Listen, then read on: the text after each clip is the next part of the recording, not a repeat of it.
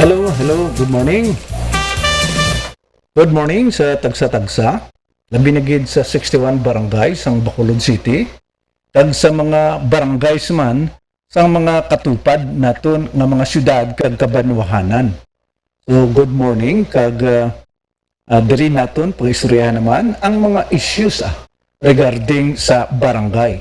So ang topiko ta subong nakadahon about sa honorarium, salaries and wages sang mga nagaobradra sa barangay. So may mga violation man mismo ang mga barangay staff, ang mga barangay official in relation sa honorarium at salaries and wages. Isa-isahon naton ini mga friends and relatives ang pinaka topiko naton, delay or non-payments of honorarium / salaries kag mga wages.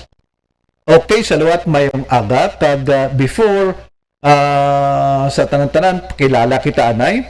Ako gali si Engineer Ronnie Albao kag ining tiyempo 8:50 AM ginadala sang aton nga mga sponsor, no? February 22 subong February 22, 2026. Now, ini ginadala sang mga aton nga mga sponsor. D3 Bio with Physio. Ako si Boy Fidel, isa ka health researcher kay isaman ka registered nurse. Sa nagsugod ako tumal sang D3 Bio, mas naging klaro kag alerto ang akong paminsaro. D3 Bio. Ang D3 yung may Physio. Ang Physio yung may D3. D3 Bio. Okay. Nangita ba mo og antioxidant nga bitamina sa mata? Ang Mighty C. Ang alkaline nga vitamin C na pamatutan sa mga scientifico nga maayong tambal sa mga balatian sa mata. Mag-Mighty C na makatabang sa mga naghanap ang pananaw, katak o glaucoma. Para sa epektibong nga kombinasyon, inom na og Mighty C. D3 Bio with Physio. Ako si Darlene, isa ka full-time law student. Mas hapos kag mas madasig ko mamemorya ang akon mga tulunan. Tungod sa D3 Bio, amo ini ang ako nangin sekreto sa law school. D3 Bio. Ang D3 yung may Physio. Ang Physio yung may D3. D3 Bio. Okay. Ini nga programa ginadulong man sining aton nga barangayan, hosted by Engineer Ronnie Albao. Albao mo, aksyon laban sa mga buwises, abusado at oportunista. Albao mo. Okay, no? So amo ning aton nga topiko subong, delayed or non-payments of honorarium and salaries and wages. Kasi bala ini ginahatag ang honorarium, of course, sa mga elected official. Alin sa barangay kapitan, ag mga kagawads, no? Of course, ang SK chairman, mga elected bala, ining sa panahon sang eleksyon sila nagdalalaog, wala na sila sweldo ya kundi honorarium. So ang problema lang sila kung kaisa, ining honorarium nga due para sa ila, delayed ang pagbayad or non-payments of honorarium mismo. Pag ang mga staff man staff sang barangay, ang labi na gid ining mga appointed bala. So kung delayed man ang ilang mga salaries and wages, pag ang mga empleyado sa barangay inang ginahire bala, ginahire na dira, hindi i-appointed kundi ginahire mismo. So kung delayed man 2 ka bulan, 3 ka bulan or 4 ka bulan, so isa man ini ka violation. So isa ini ka dapat nga maayo nga topiko kay mostly sa mga kapitanes 61 barangay sang Bacolod City may nabatian ako nga medyo nag-violate man sila sa sini nga mga seksyon sang layi, mga friends and relatives. So, isa-isahon ta, no? Isa-isahon ta ini nga topiko.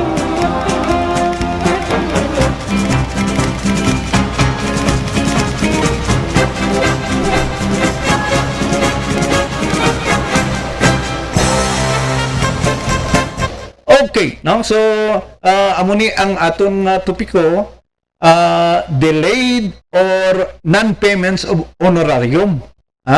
kag salaries and wages. Tagaante example, no? Example number 1. Mga friends and relatives. Na para mabalaan tabla, atong na diri i-discuss ano ang sitwasyon, ano ang mga gin-violate nga mga laws and regulation. Actually, ang mga barangay, tag ang atong gobyerno, we are governed by laws. Mga layi. So, dapat naton sundon ang layi. No? So, iplastar ko na dire nga ano bala ang sitwasyon nga natabo, tag ano ang layi nga gin-violate, tag ano ang mga penalidad. No? Isa-isahon naton ini mga friends and relatives. So, ini example number 1. No? Example number 1. Deliberate delay despite of available funds. Amo ni senaryo ho, gusto ko ipabalo sa aton mga tagpalamati. Sa naga-view sining aton nga programa. Amo ni senaryo. Ang Barangay Treasurer confirms na nag-abot ang NTA, National Tax Allocation or IRAMAN, Internal Revenue Allocation, available na. Tag kung ready na nga ihatag ang payroll kumplito na bayad na lang, nag-abot ng kwarta mo. Nag-abot ng kwarta halin sa nasyonal. Na-download na para sa barangay. Ang barangay na bato na mismo confirm sa amo ng sitwasyon ginaplastar ta. Na-confirma sang barangay treasurer nga nabato na, ara na ang kwarta sa barangay. Kag ang payroll kumplito na. Galing amo ni senaryo, ang kapitan, however, the purong barangay intentionally delays releasing honorarium for 3 months, for 2 months, or for 1 month because some barangay workers supported the political rivals. Amo ning sitwasyon mo. Ang mga barangay workers bala, nabalaan niya na nagasuporta sa politika na wala gin-endorso ni kapitan. Dito sila sa kontra. Sa mga katabo sini, deliberate, intentionally, gin-delay ang release. No?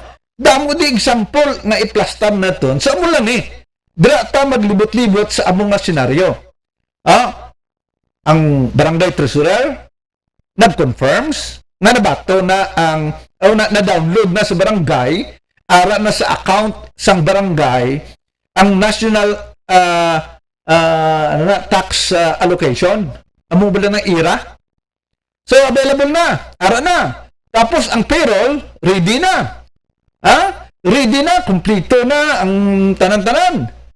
Galing gin pauntat ni kapitan ang release sang honorarium. Ay nakita niya nga kontrapartido. So senaryo ini, wala ta sinadiri may ginapabati-batian kung ano nga mga barangay sa syudad sang Bacolod or mga barangay sa mga malapit nga mga syudad kag gabanuhanan, kundi iniya senaryo per senaryo, imutang ta bala as an example pag ano ang violation.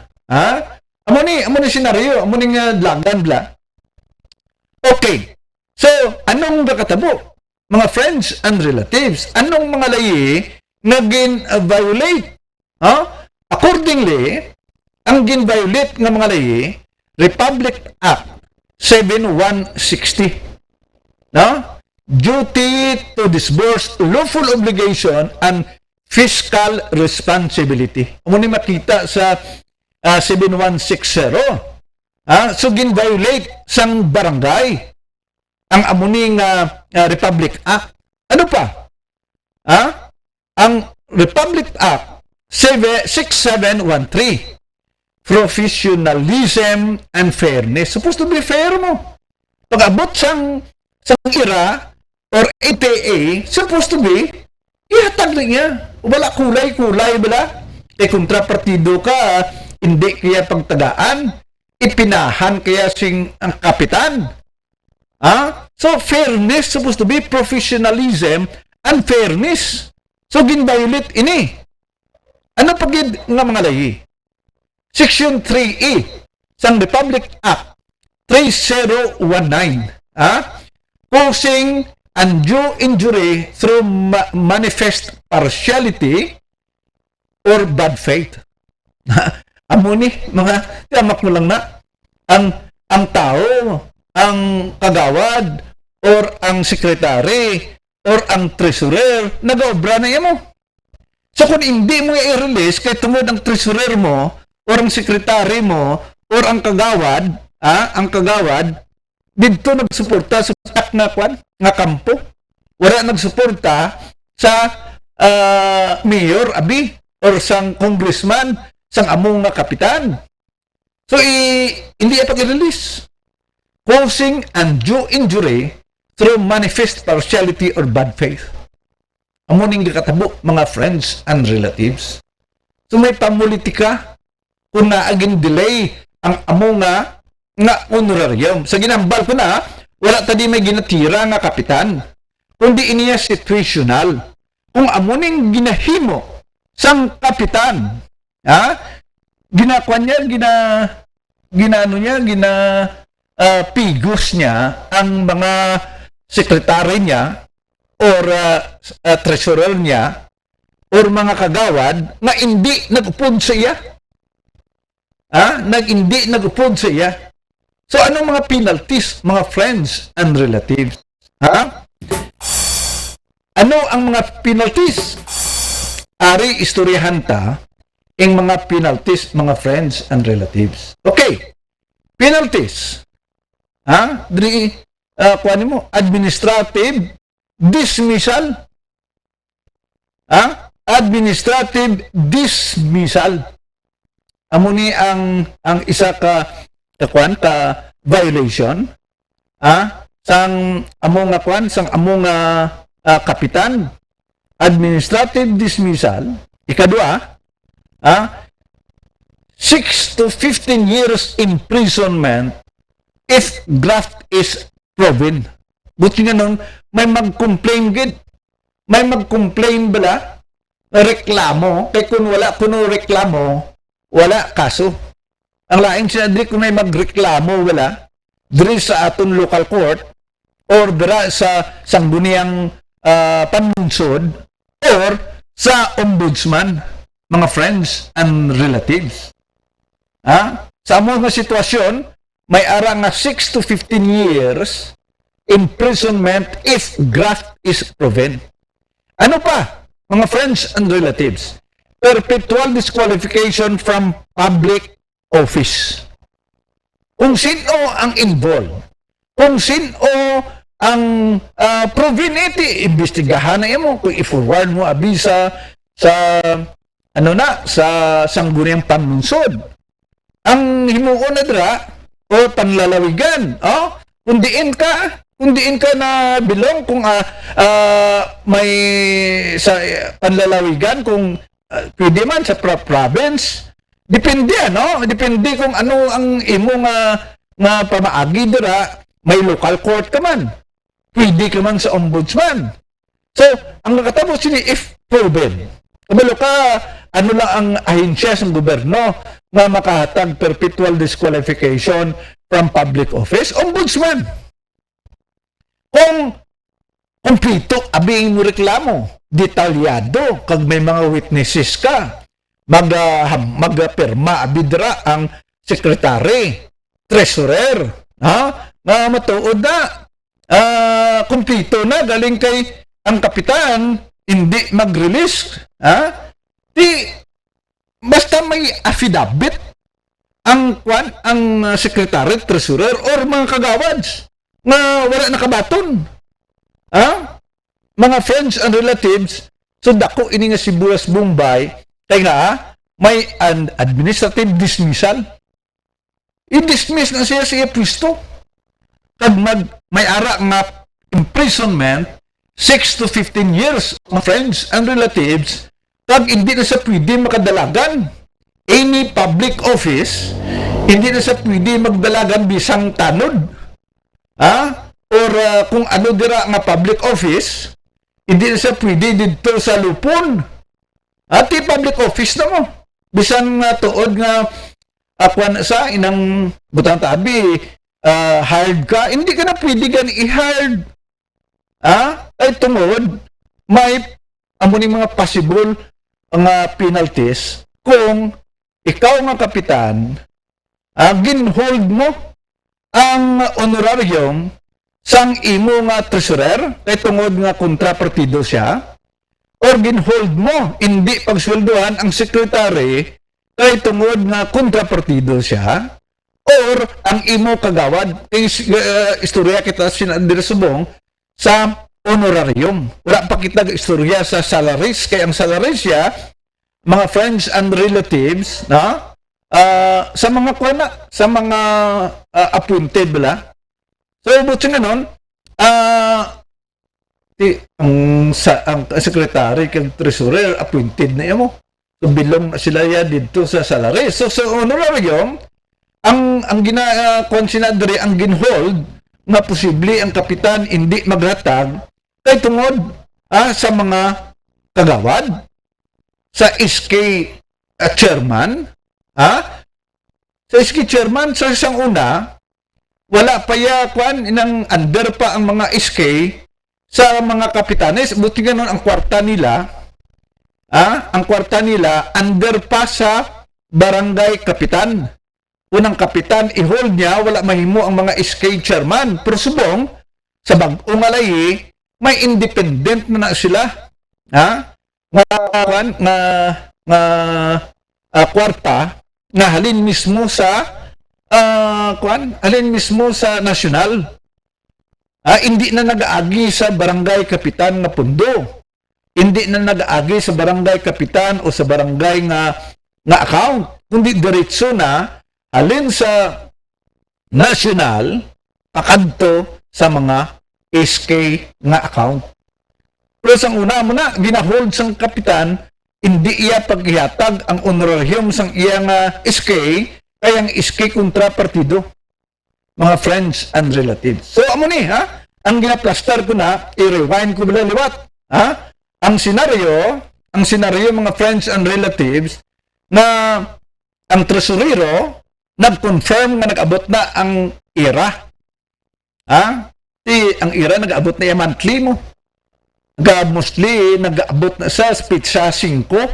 Sang ang pizza kada bulan, nag-aabot na sa pizza 5. Subot siyang ganun, may mga proseso, kung kaysa weekend, nag-aabot na sa, na-clear na sa mga 5 days after. Subot siyang ganun, kada pizza G's, pizza 11, available na, pwede na nga makahatag sang honorarium, pwede na makahatag sang salaries and wages, mga friends and relatives. Pero sa ini nga senaryo, intentionally, ginpa-delay sang kapitan. Actually, tagaan mo na.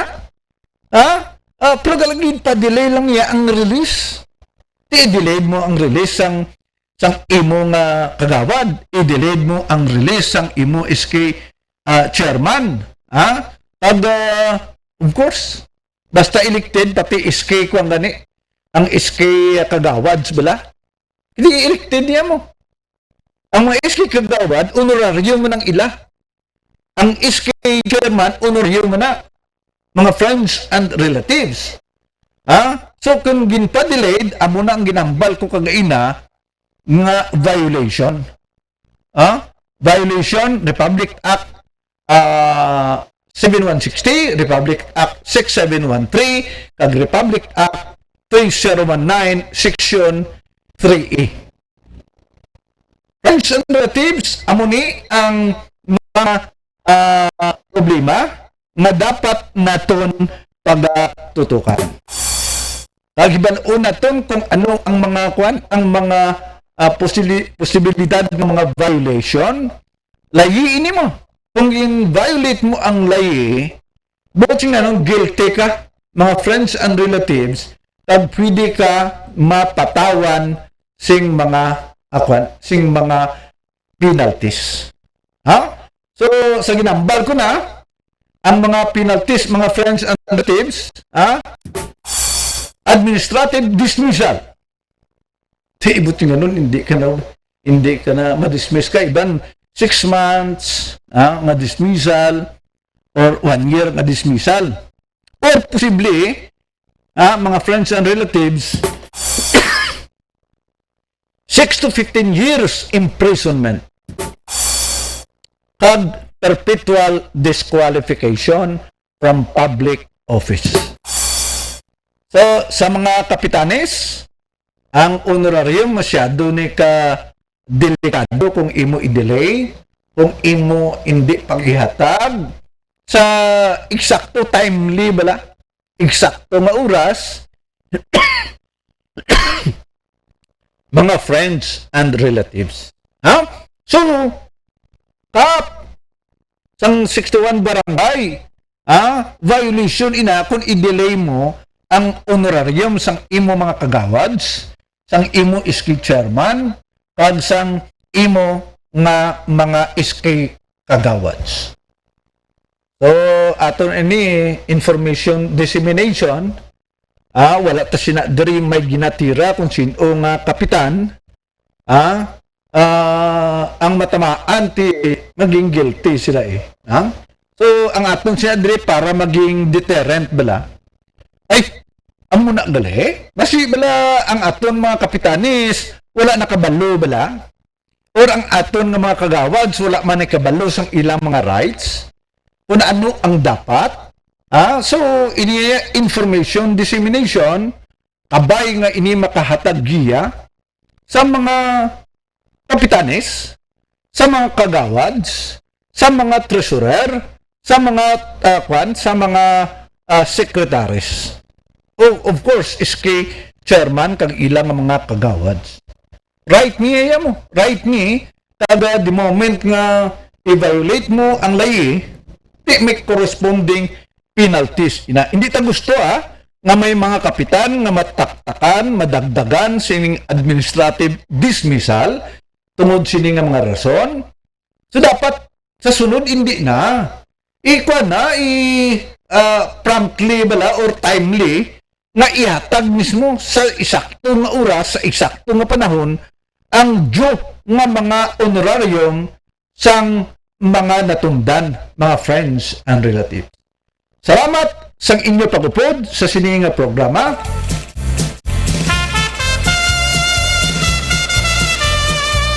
Kabay, kabay nga matagaan ta sing kaalam, kabay nga may ara kita kaisog man sa pagreklamo, kag ang pinaka-importante na dire nga ang kwarta sang gobyerno mabutang sa nagakaigo nga mga proyekto. Salamat kag mayong adlaw sa inyo tanan-tanan.